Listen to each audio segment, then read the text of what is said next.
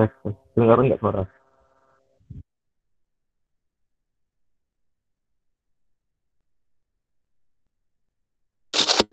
Dengar lah.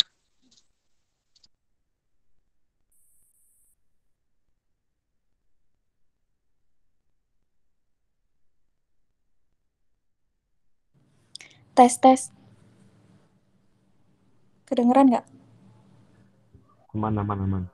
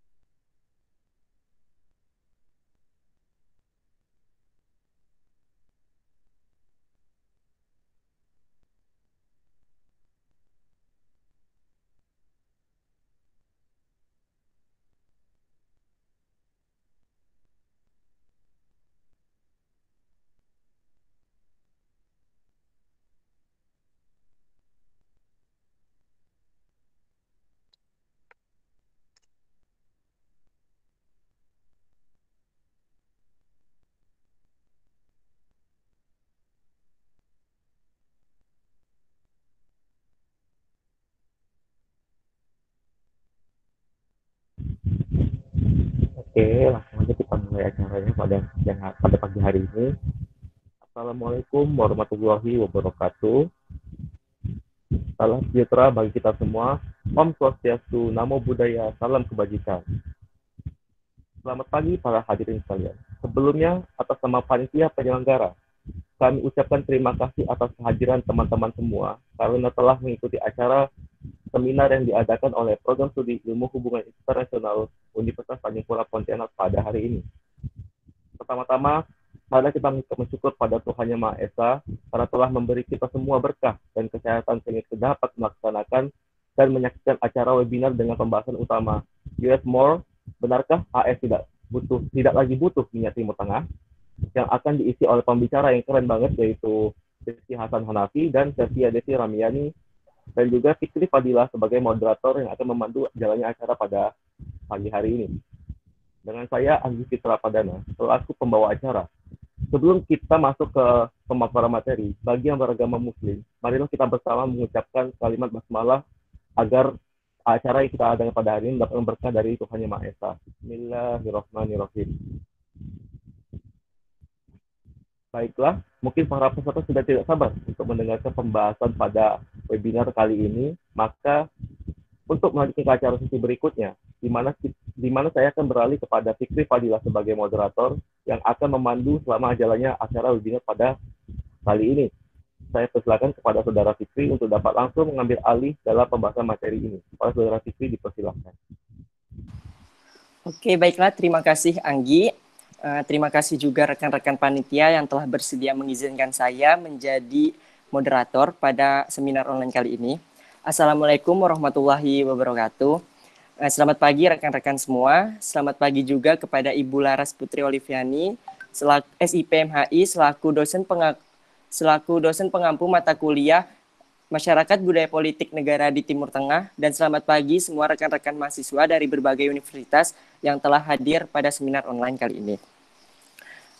Amerika Serikat saat dipimpin oleh Donald Trump sangat sering membuat kebijakan yang dapat dikatakan itu kebijakan itu sangat out of the box, yang mana kita tahu seringkali kebijakan tersebut tuh penuh dengan kontroversi dan membuat negara-negara lain itu geram dan sedikit jengkel kepada Donald Trump kayak gitu. Nah, contohnya itu kebijakan yang dibuat oleh Donald Trump kepada negara-negara di Timur Tengah, seperti halnya mengenai pernyataan Donald Trump mengenai Amerika Serikat yang tidak lagi membutuhkan minyak di Timur Tengah kayak gitu. Hal ini tuh sangat menarik untuk didiskusikan. Dengan itu mengenai hal ini akan dibahas secara rinci oleh pemateri kita. Apakah benar Amerika Serikat itu tidak lagi membutuhkan minyak dari negara Timur Tengah, atau malah sebaliknya Amerika Serikat ini masih membutuhkan dan masih bergantung kepada negara Timur Tengah mengenai minyak kayak gitu loh. Sebelum itu saya memperkenalkan materi kita, yakni ada Septia Desi Ramiani, mahasiswa Hubungan Internasional Universitas Tanjung Pura, dan juga ada Rizky Hasanafi, mahasiswa Hubungan Internasional Universitas Tanjung Pura. Kepada Septia saya persilahkan. Baik, terima kasih Fikri. Apakah suara saya terdengar dengan jelas? Ya, sangat jelas, Kak. Jelas. Lanjutin saja. Oke, Assalamualaikum warahmatullahi wabarakatuh. Selamat pagi semuanya. Baik, mari kita mulai pembahasannya. Jadi, PPT-nya tolong.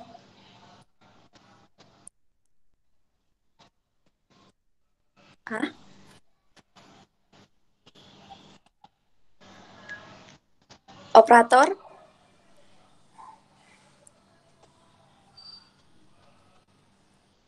Oke.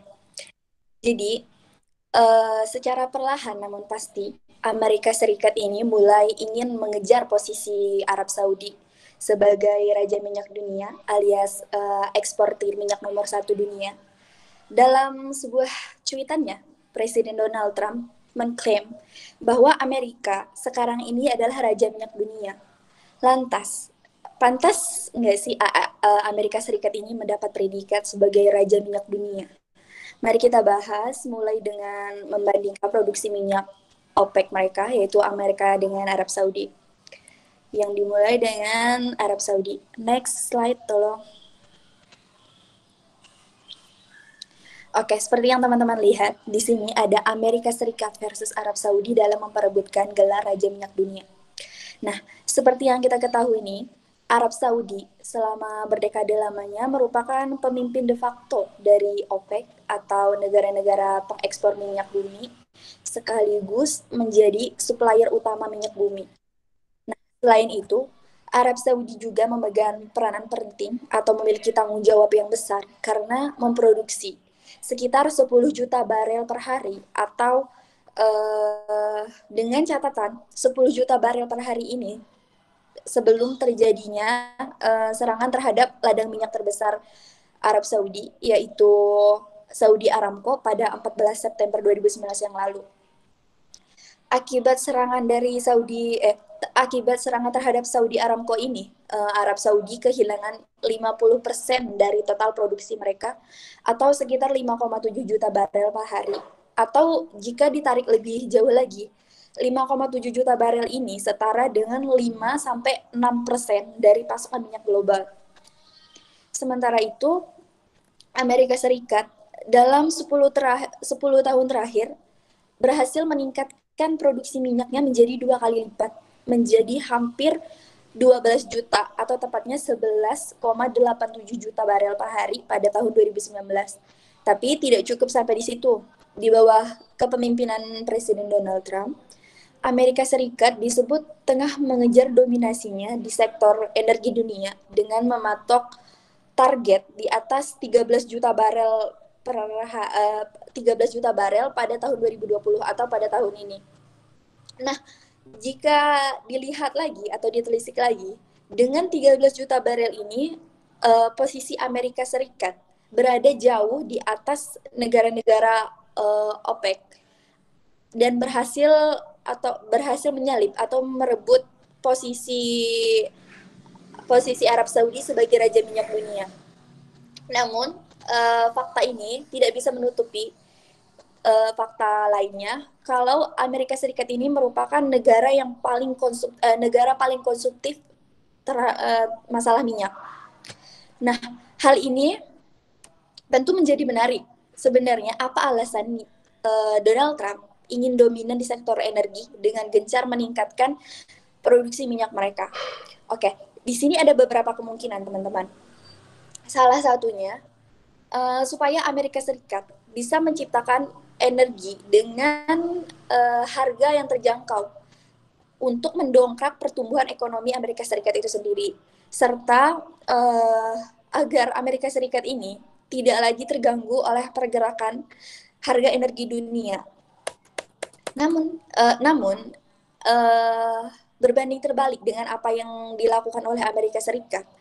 Negara-negara OPEC atau negara-negara produsen minyak ini justru memangkas setengah harga minyak mereka,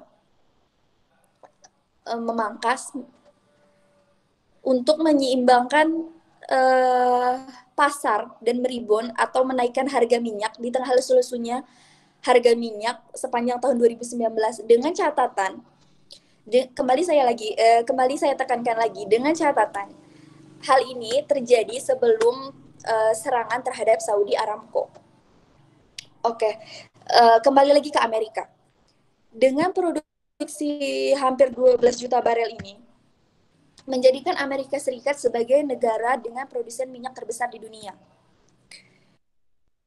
Dengan demikian, Amerika telah menyalip posisi Saudi Arabia sebagai raja minyak dunia dengan memproduksi 16,2% dari total pasokan minyak global, sedangkan Amerika Serikat berada tepat di bawah, sedangkan Arab Saudi ini posisinya tepat berada di bawah Amerika Serikat dengan memproduksi sebanyak 13%.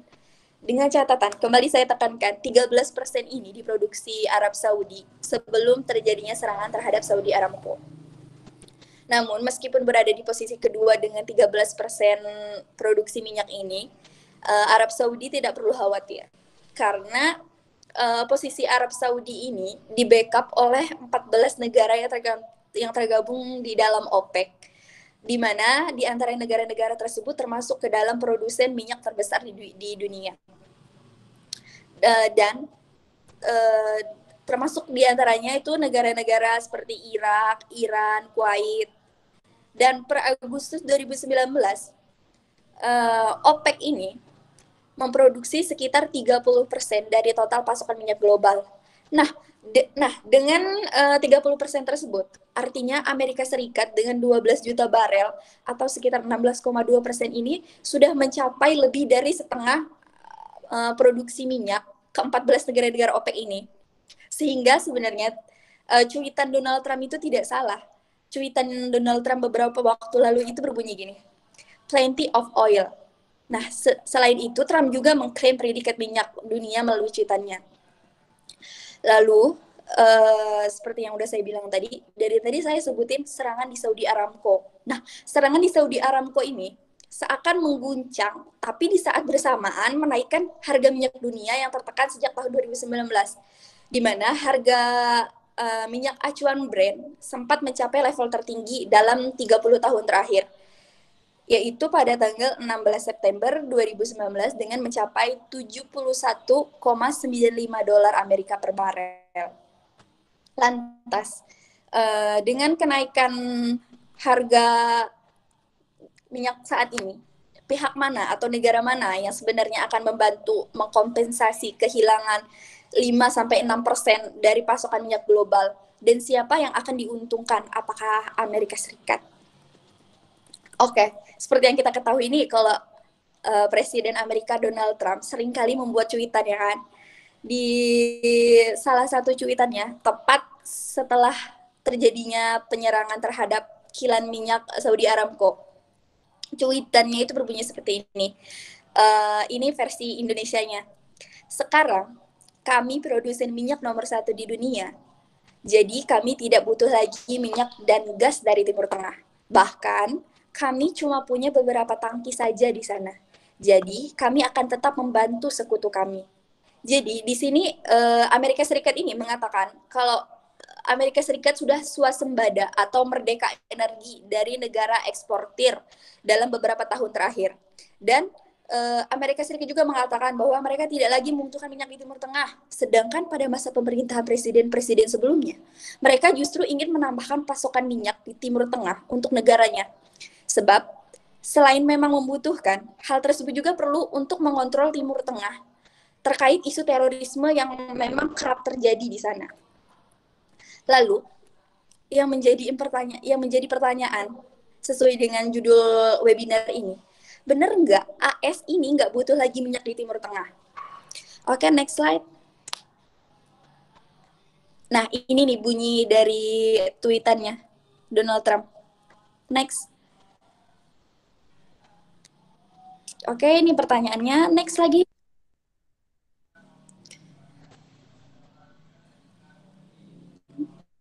Oke, ini beberapa literatur review yang menunjang kami dalam mencari atau mendukung argumen kami dalam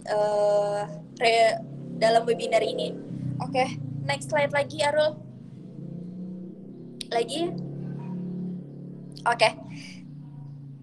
Fikri? Oh iya, terima kasih Sertia telah memaparkan sedikit atau setengah materi yang mengenai apakah Amerika Serikat tidak lagi membutuhkan minyak dari negara Timur Tengah. Selanjutnya akan diperjelas oleh Rizky Hasan Hanafi sebagai pemateri 2. Kepada Rizky Hasan Hanafi, saya persilakan. Baik, Fikri, terima kasih atas kesempatannya. Selamat pagi teman-teman. Sebelumnya saya minta maaf jika ada sedikit gangguan pada suaranya karena perangkat saya agak sedikit rusak. Selamat pagi juga, Bu Laras. Oke, dalam menganalisis perilaku Amerika Serikat ini terkait kebijakan terhadap minyak Timur Tengah dapat menggunakan beberapa teori dalam menyikapinya. Yang pertama itu merupakan teori kebijakan luar negeri atau yang biasa kita sebut sebagai teori politik luar. Menurut Weber dan Smith, kebijakan luar negeri adalah sebuah kebijakan yang terdiri dari upaya mencapai tujuan, nilai pengambilan keputusan dan tindakan yang diambil oleh negara, di mana pemerintah sebagai besar mengambil andil bertindak dengan pihak luar ataupun lingkungan eksternal. Selain itu, turut mengontrol masyarakat dalam berinteraksi dengan lingkungan luar. Nah, secara umum, kebijakan luar negeri atau teori politik luar ini diartikan sebagai sebuah tindakan atau strategi yang digunakan suatu negara dalam berinteraksi dengan negara lain guna mencapai kepentingannya, yang orientasinya mendapatkan pengaruh yang cukup besar dari otoritas yang sedang berkuasa. Dalam kasus ini, Donald Trump sebagai Presiden Amerika Serikat. Teori yang kedua yaitu adalah konsep kepentingan nasional.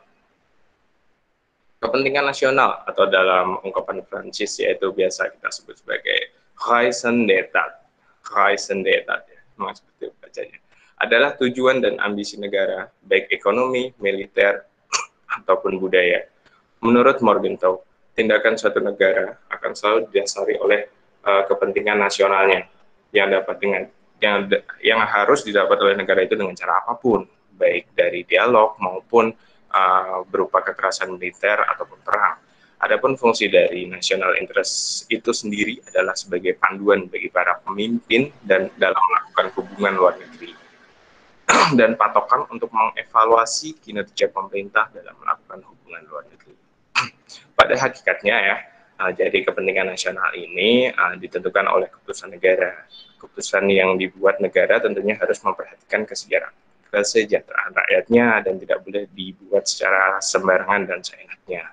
Bentuk dari kepentingan nasional antara lain seperti akses warm water ports, kewenangan untuk membangun fasilitas tentara militer di negara asing, hubungan diplomasi antar negara yang baik, atau kepentingan lain yang dapat melindungi aset diplomasi suatu negara.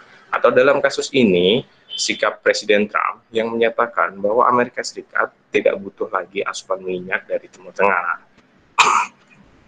Kemudian, teori yang ketiga yang dapat kita gunakan untuk menganalisis topik ini adalah teori pilihan rasional, atau yang biasa teman-teman tahu dengan teori rational choice.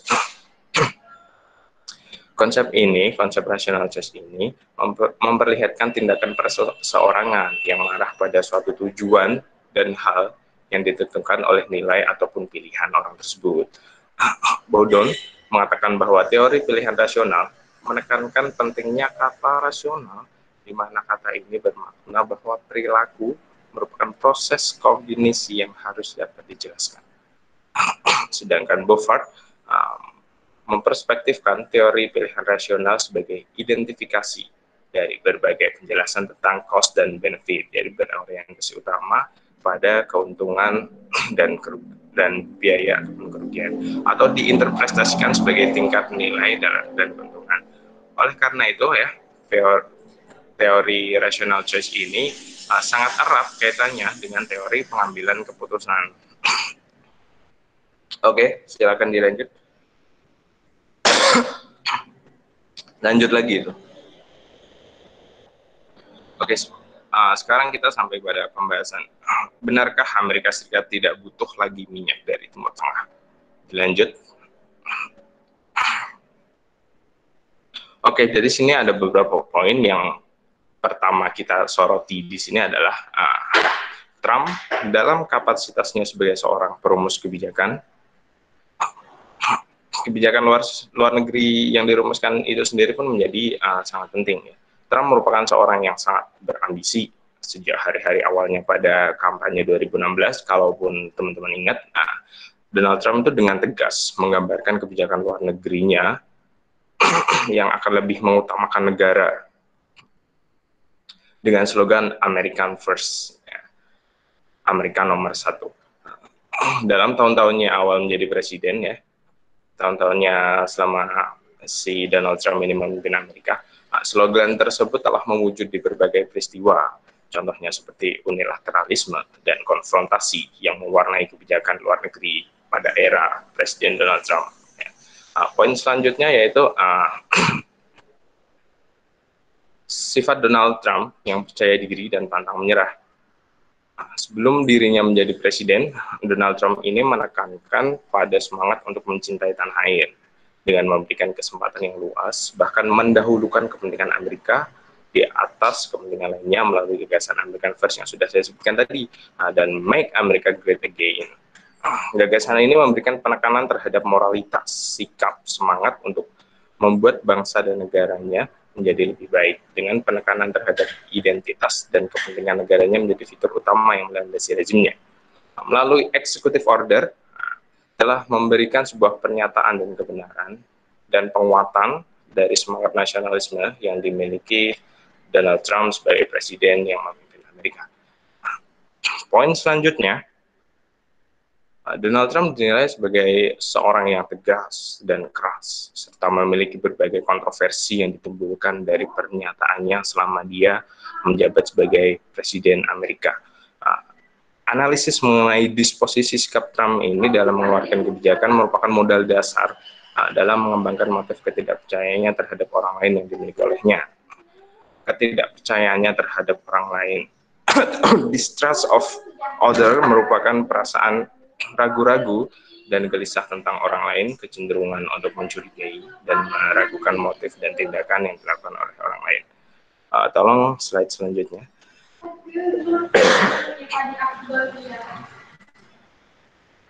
Oke, jadi poin selanjutnya adalah Donald Trump ini adalah orang yang berani, sangat berani malah saya katakan di sini untuk mengambil resiko, bahkan hingga memaksakan batasnya sehingga dia akan mengecilkan kesalahannya dan tidak menyesal setelah mengambil resiko yang keliru. Memang seperti itu beberapa karakteristik khas yang dimiliki oleh Presiden Trump bisa dilihat pada misalnya kasus yang baru-baru panas akhir-akhir ini ya, tentang pembunuhan yang sudah diakuinya yang terhadap petinggi militer di Iran ya. Poin selanjutnya itu Donald Trump yang sangat terampil secara sosial. Dia memanfaatkan kepopulerannya dan sangat pandai menarik perhatian pada dirinya sendiri. Namun orang seperti itu sulit untuk diajak bekerja sama biasanya karena selalu ingin memajukan diri sendiri dan terlalu berkomitmen.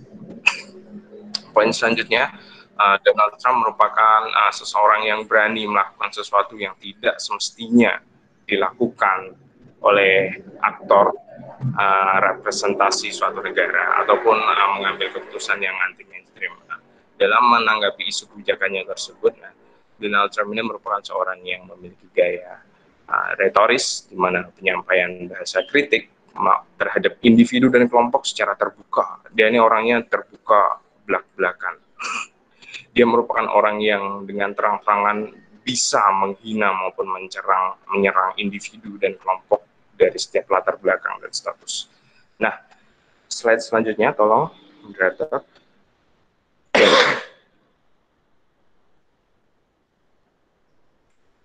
Baik, pada saat ini analisa pengambilan keputusan Trump terhadap kebutuhan minyak di Timur Tengah, tindakan langsung pengambilan keputusan yang paling utama dalam pikiran pengambilan keputusan ini adalah suatu hal yang harus digarisbawahi.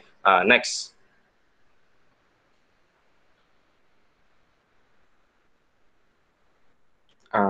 Next slide.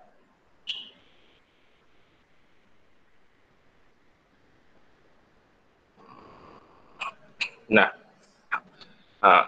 di sini saya tuliskan ya statement di sini biar teman-teman bisa baca. Ini suatu hal yang menarik dari pribadi Donald Trump itu sendiri. Donald Trump itu merupakan seorang pemimpin yang bermotivasi dengan tugas cenderung tidak membutuhkan koalisi internasional. Seperti pada slogan Make America Great Again, Donald Trump ini ingin membangun kembali perekonomian Amerika Serikat yang sedang terpuruk, karena itu adalah salah satu alasan mengapa Trump ini mempunyai karakteristik yang seperti itu. Next slide.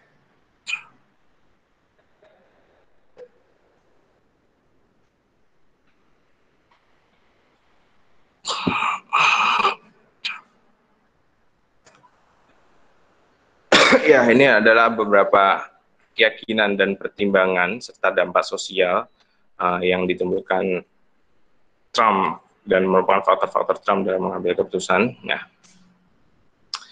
di sini ada poin-poin bisa teman-teman baca inti-intinya. Presiden AS Donald Trump berulang kali mengklaim AS sebagai negara terhebat di seluruh dunia. Kemudian Trump kurang mendapatkan kepercayaan dari masyarakat, karena itu Trump ingin memberikan suatu pembuktian kepada masyarakat Amerika secara luas, misalnya kemudian dalam 5 tahun ke depan ekspor minyak Amerika juga harus melampaui ekspor Arab Saudi dan Rusia. Kemudian beberapa dampak sosialnya ini teman-teman juga bisa cermati di sini. Di banyak negara Eropa, presentasi publik yang berpandangan positif tentang Amerika menyentuh angka paling rendah selama 20 tahun karena kontroversinya yang ditimbulkan dari karakteristik Trump dalam mengambil suatu kebijakan. Kemudian minyak merupakan komoditas yang diperdagangkan secara global, artinya penghentian pasokan minyak di suatu tempat dapat meningkatkan harga di tempat lain. Kemudian baik Eropa maupun Amerika Serikat memang tergantung sepenuhnya pada minyak. Konsumsi mereka itu mencapai, nah ini ada data-data 11.000 ton minyak lebih per kapita. Oke, next slide.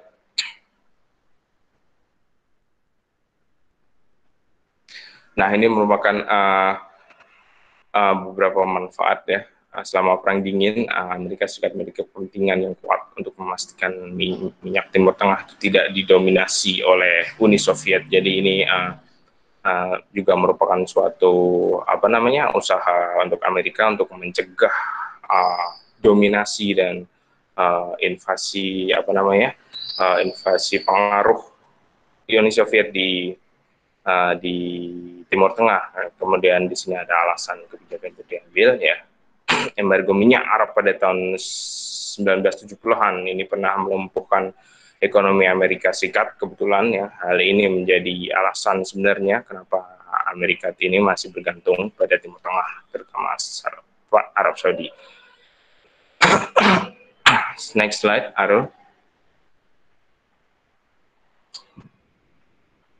Nah, ini statementnya di sini. Ternyata setelah melewati beberapa analisis tadi, tidak semudah itu bagi Amerika untuk melepaskan diri dari ketergantungannya terhadap minyak yang ada di Timur Tengah. Di sini maka saya tuliskan statement besar-besar itu di atas kiri bahwa Amerika Serikat masih membutuhkan minyak Timur Tengah. Presiden Amerika Serikat ini, Donald Trump, dalam pidatonya pada Januari 2020 menyebutkan jika Amerika Serikat tidak butuh minyak lagi dari Timur Tengah ya, khususnya. Memang Amerika Serikat saat ini merupakan produsen minyak terbesar di dunia di atas Arab, Saudi, dan Rusia seperti yang sudah disampaikan oleh pemateri Kak Setia tadi ya. Namun tak semudah itu bagi Amerika Serikat ini untuk menyatakan tidak lagi membutuhkan minyak dari Timur Tengah. Seperti yang sudah disampaikan oleh Kak Setia tadi juga di awal, bahwa produksi minyak AS sejak 2011 itu naik hingga 2 kali lipat menjadi 13 juta barel per hari dengan total ekspor 3 juta barel per hari. Boom oil yang terjadi di Amerika beberapa tahun lalu memang telah menurunkan ketergantungan minyak asing khususnya pada wilayah Timur Tengah. Namun embargo minyak Arab pada tahun 1970-an itu turut melumpuhkan ekonomi Amerika Serikat. Hal ini menjadi alasan sebenarnya mengapa Amerika Serikat itu masih bergantung pada minyak Timur Tengah itu sendiri, terutama di Arab Saudi. Kemudian minyak merupakan komoditas yang diperdagangkan secara global seperti yang ada di slide sebelumnya. Ini artinya penghentian pasokan minyak di suatu tempat dapat meningkatkan harga di tempat lain. Gangguan yang terjadi akan membuat harga minyak meningkat di seluruh dunia ya, seluruh wilayah. Inilah salah satu alasan mengapa kawasan Timur Tengah selalu bernuansa panas, bukan dari segi cuaca panas maksud saya, tapi dari ketegangan politik dan lain-lain. Dah seperti itu aja dari saya kembalikan ke moderator ya. Oke, baik. Serpia mungkin mau menambahkan? Ya, terkait literatur review yang tadi, boleh dibalikin ke literatur review lagi, Arul?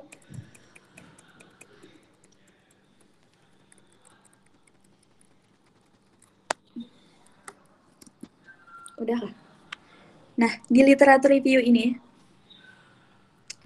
ada menyebutkan kalau antara rentang tahun 2005 sampai 2030, konsumsi dunia dan Amerika Serikat terhadap minyak akan naik sebesar 39% dan 23%, yang berarti Amerika membutuhkan cadangan pasok minyak dari Timur Tengah. Nah, argumen dari skripsi ini mendukung apa yang udah disampaikan oleh Hasan tadi, kalau sebenarnya Amerika itu tetap membutuhkan pasokan minyak cadangan dari Timur Tengah. Seperti SPR, yang di SPR itu merupakan SPR atau Strategic Petroleum Reserve itu merupakan cadangan minyak punya Amerika Serikat. Di tengah anjloknya harga minyak mentah ini, Presiden Amerika Serikat Donald Trump berencana mengambil peluang untuk memborong 75 juta barel emas hitam. Semuanya akan masuk ke cadangan minyak strategis negara itu atau Strategic Petroleum Reserve ini. Nah, jadi dengan kata lain, argumen ini sangat-sangat mendukung kalau sebenarnya Amerika Serikat ini tetap membutuhkan impor minyak dari Timur Tengah gimana pun urusannya. Sebab kalau Amerika Serikat nggak ngimpor, berarti terjadi pengurangan di Arab Saudi. Penjualan mereka berkurang, yang mana akan berdampak pada kenaikan harga minyak di tempat lain. Jadi akan mengganggu stabilitas ekonomi secara nggak langsung gitu. Oke, cukup Fikri. Oke, baik. Kepada Serpia dan juga Hasan, dari penjelasan tadi dapat disimpulkan bahwa Amerika Serikat selama kepemimpinan Donald Trump itu sangat seringkali membuat kebijakan atau melontarkan pernyataan yang kontroversial. Ini didukung dengan sifat Trump yang ambisius, keras, dan juga memiliki rasa percaya diri yang tinggi. Trump juga pernah melontarkan pernyataan bahwa seseorang harus menjadi juara bila ingin mendapat tempat dalam masyarakat. Hal ini sangat meyakinkan bahwa selain ambisius, Trump juga berani untuk mengambil risiko dalam setiap pengambilan keputusannya. Sebelumnya, Donald Trump berani mengambil keputusan untuk perang dagang dengan Tiongkok dan kemudian kembali berani mengambil keputusan dengan menyatakan tidak lagi membutuhkan minyak dari negara Timur Tengah. Sejalan dengan slogan Make America Great Again, yang mana fokus slogan tersebut adalah Donald Trump ingin membangun kembali perekonomian Amerika Serikat yang mungkin sedikit menurun, sehingga Donald Trump tidak peduli jika harus kehilangan koalisi internasionalnya. Mengenai apakah Amerika Serikat masih membutuhkan minyak dari negara Timur Tengah, menurut apa yang telah dijelaskan atau dianalisis oleh teman-teman, Amerika Serikat itu sebenarnya masih membutuhkan minyak dari negara Timur Tengah. Pernyataan Donald Trump mengenai apakah Amerika tidak lagi membutuhkan minyak dari Timur Tengah itu sebenarnya ada rasa gengsi atau kayak terlalu percaya diri kayak gitu loh. seperti yang kita tahu, pada tahun 1970, embargo minyak Arab pernah melumpuhkan ekonomi Amerika Serikat. Ini nih yang masih menjadi alasan sebenarnya bahwa Amerika ini masih tetap akan bergantung kepada minyak dari negara Timur Tengah kayak gitu. Terus Amerika Serikat itu sangat membutuhkan jumlah minyak dalam jumlah yang besar dari negara Timur Tengah karena pertumbuhan penduduk. Terus yang kita tahu Amerika Serikat ini negara maju yang masih membutuhkan minyak karena termasuk negara industri kayak gitu loh, masih produksi minyak dari Timur Tengah itu sangat diperlukan oleh Amerika Serikat untuk memajukan atau kemajuan dari negara Amerika Serikat itu sendiri. Jadi kesimpulannya adalah apakah Amerika Serikat masih membutuhkan minyak dari negara Timur Tengah? Seperti yang dianalisis sebelumnya oleh kawan-kawan bahwa Amerika Serikat masih tetap membutuhkan minyak dari negara Timur Tengah mau bagaimanapun kondisinya. Oke, baik, terima kasih. Ada beberapa pertanyaan yang telah kita ambil atau ada beberapa pertanyaan yang telah ditanyakan oleh teman-teman semua melalui Google Form yang udah kita share. Ya, ada 3 pertanyaan yang kita ambil untuk dijawab. Yang pertama itu ada pertanyaan dari Cynthia Widesti mengenai apakah hal tersebut akan berdampak pada perekonomian dunia. Mungkin Hasan atau Sertia bisa menjawab. Oke. Pertanyaannya, hal tersebut akan berdampak pada perekonomian. Apakah hal tersebut bakalan berdampak pada perekonomian dunia? Jawabannya iya. Seperti yang udah dijelaskan atau dipaparkan sebelumnya, yang Hasan bilang tadi, pemberhentian atau pengurangan dari penjualan minyak terhadap satu klien atau satu negara itu bakalan berdampak pada penjualan negara itu. Gimana ya sistemnya? Hasan, tolong jelasin, San.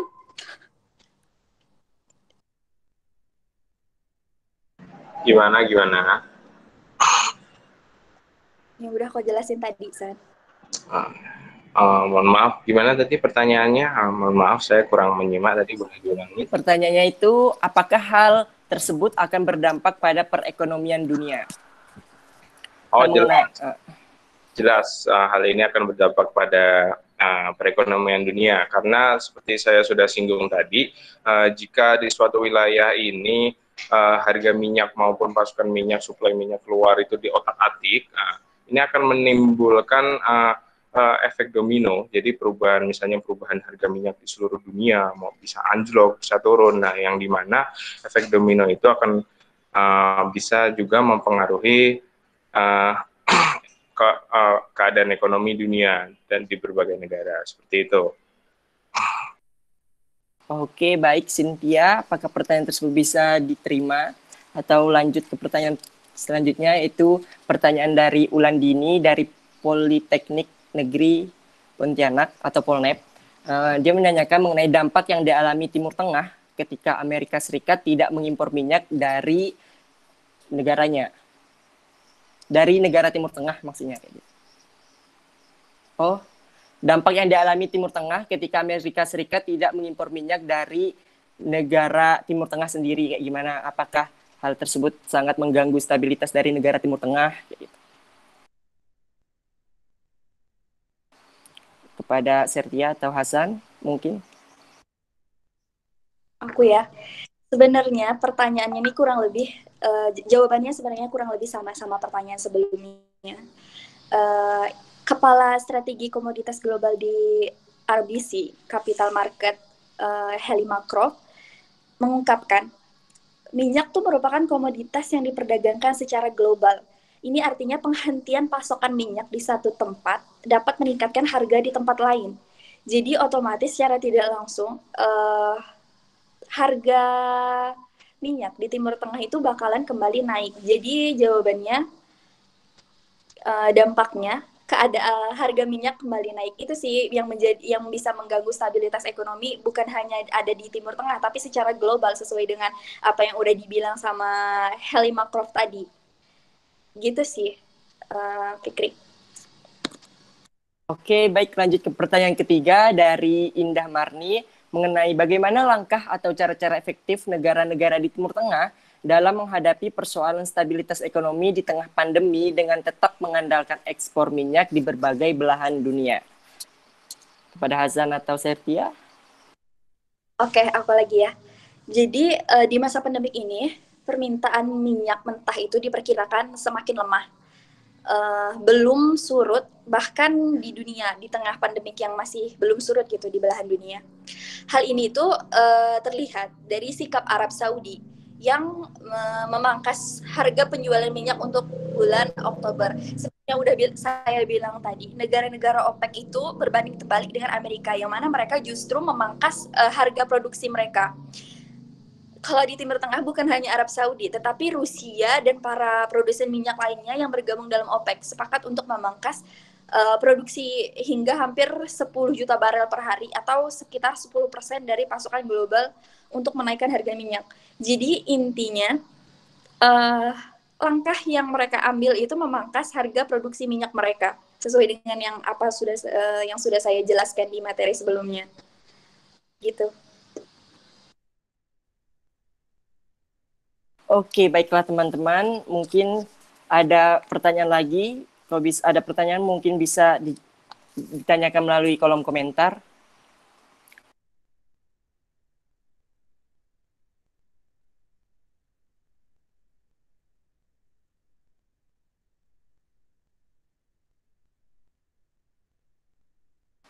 Oke, baiklah, sepertinya tidak ada ya.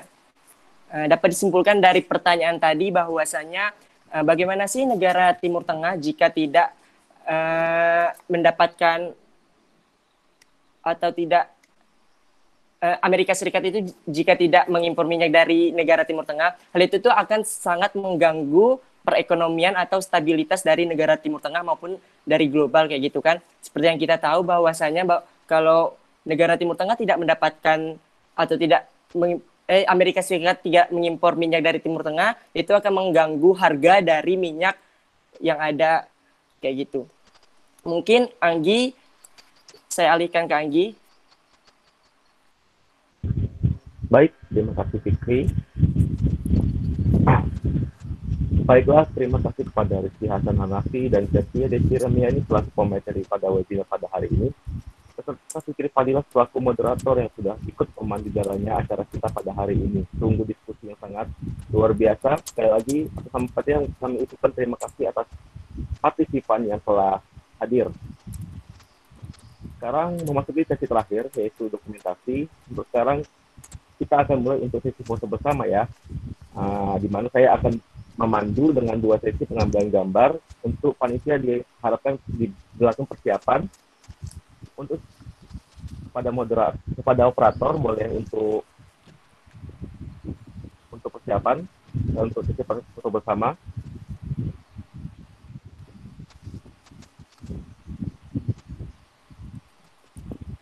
Oke, operator sudah siap.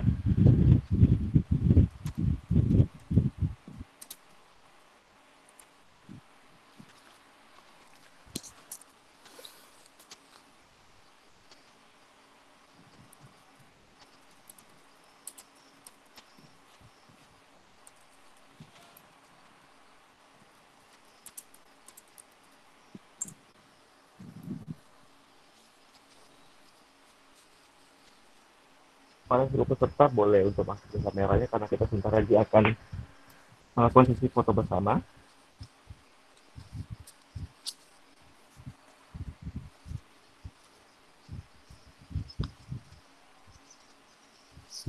Oke.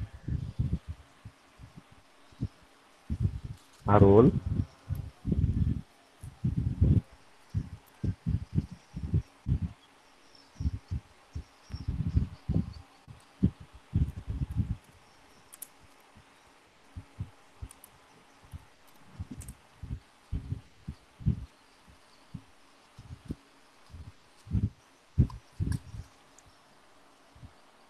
Pada saudara Harul boleh untuk mengeluarkan sharing screen-nya karena kita cuma foto bersama dulu Harul.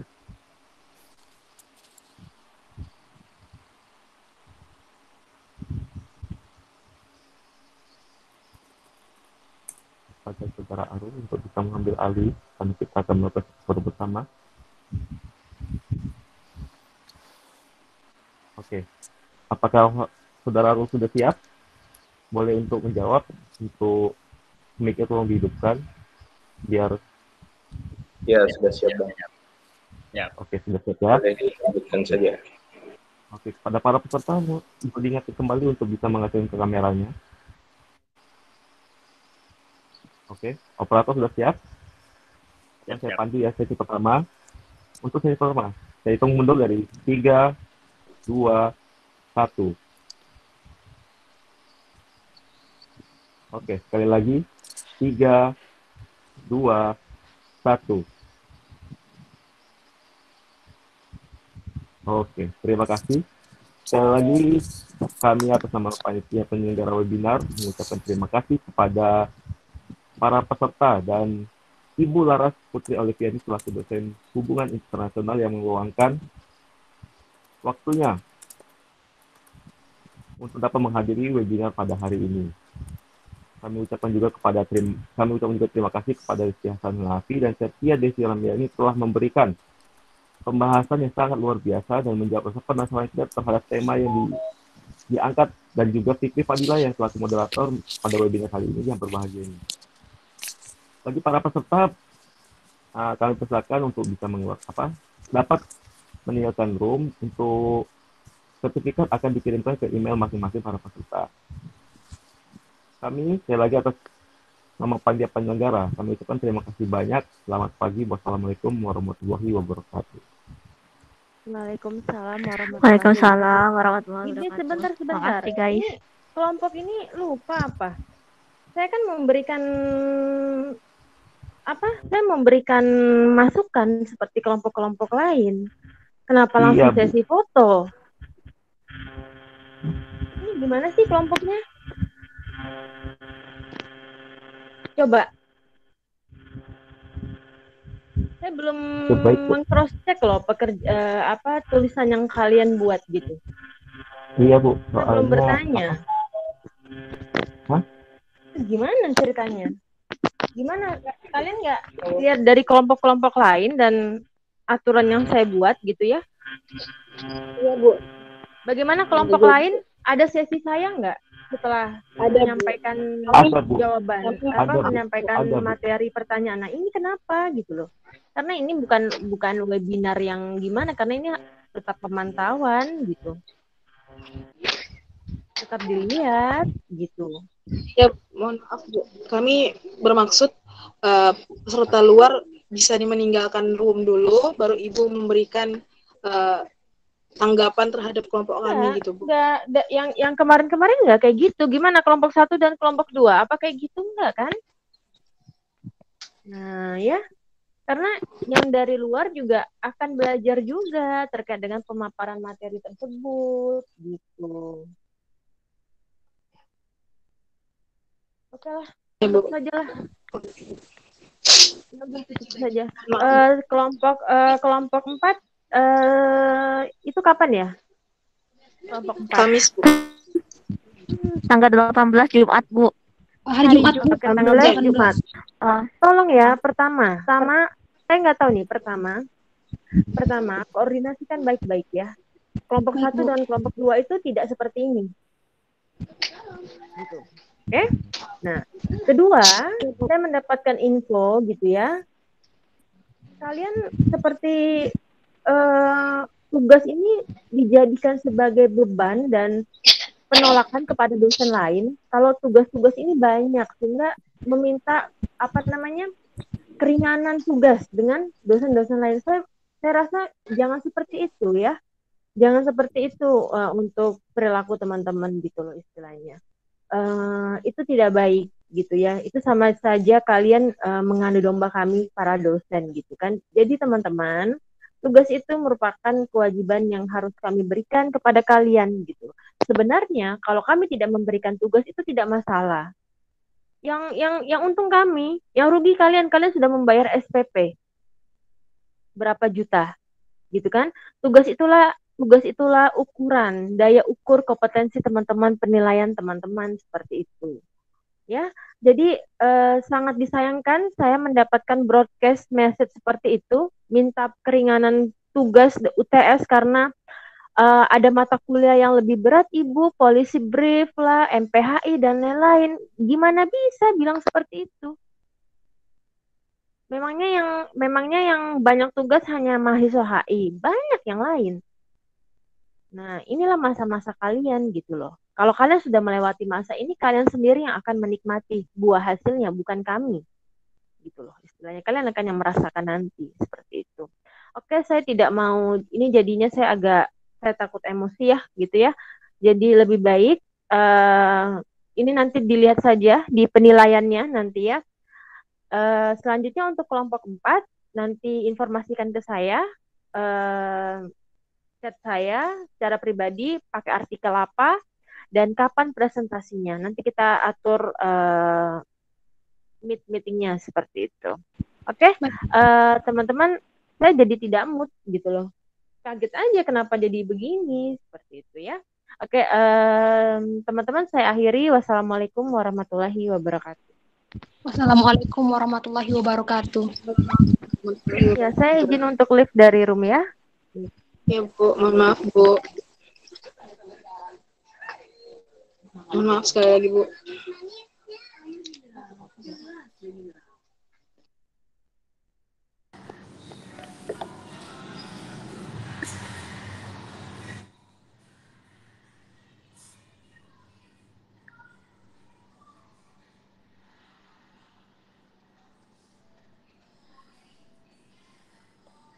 Anggi, what are you doing? Tengok di grup.